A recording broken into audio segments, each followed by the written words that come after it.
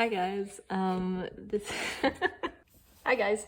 This is a behind the scenes video for my most recent film thing that I made a bit ago called Almost Infinity that I made for the Analog Horror Film Jam Festival 2023. I hope you enjoy it. This film was a ton of fun to work on.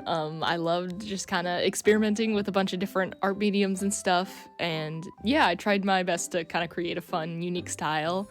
Lots of people said they liked the pixel art parts. Thank you for that. I got it with the help of this one awesome add-on for Blender. I'm forgetting the name of it right now, but I'll put it on screen when I find it again. But yeah, in general, I thought I'd just kind of talk about some of the things that went into making this. So one of the big parts of this film was obviously the math aspect. I love math. It's taught so badly in schools. I promise it really has so many cool aspects to it. In general, it just has like tons of weird, insane properties that are almost like hard to even comprehend, and there's still so much we don't know. Someone in the comments said it really well, but there's just a lot of potential for really good stories there, I feel like. I have a lot more I could probably talk about that, but I'll put some of that in the description if you're interested. Moving on to more of the actual art part, here's where I made some of the music. As you can tell, it's very organized. Most of the stuff I used in the film was obviously from like Muzak for Cages and other artists, but I did have fun making a few weird tracks. Fun fact, the little song that plays in the town square section is actually a version of something I first used in another project of mine.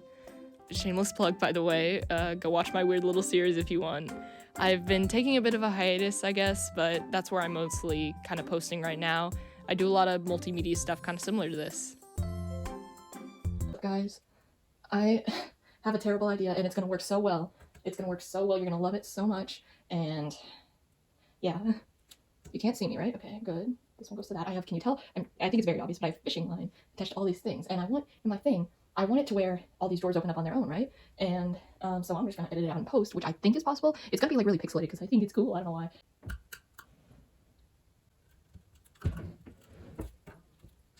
I had a lot of fun with this, if you can't tell. I think besides the cardboard section, this was probably the most experimental thing I tried out. Speaking of cardboard, I have a ton of stuff for that.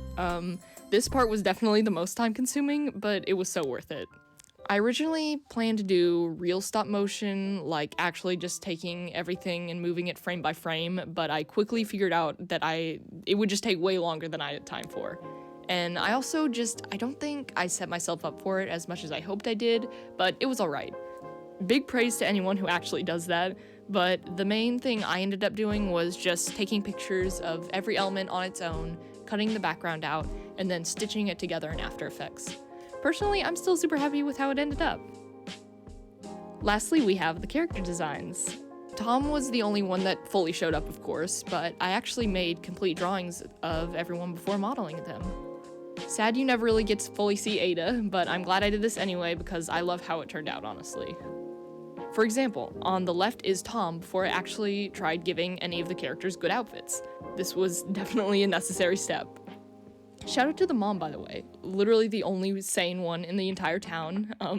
She only shows up for a bit, but I think she's really cute. I made that one sketch like in 2 minutes on a road trip. Okay, final thing I wanted to show you since you made it to the end. Here is the full drawing of my girl Greta. I think this was actually the first like ever drawing I made related to Almost Infinity. Like, I knew from the start I wanted a good creature design, just some crazy like omnipotent kind of being just messing with this poor town who also happens to look like a 6-footed rat. Fun fact, actually, she used to look like this. Definitely an interesting choice of colors. I think I wanted her to like kind of blend in with the nature or something, but I'm glad I settled on purple. I actually think that's where I like decided on the color palette for the entire film. Technically she does blend in with the environment there, so it works out. But yeah, that's what I got for you. I'm so excited to keep working on more stuff, and I said this like 50 times during the film festival, but thank you so much again for watching. It means a lot. Yeah, have a good day.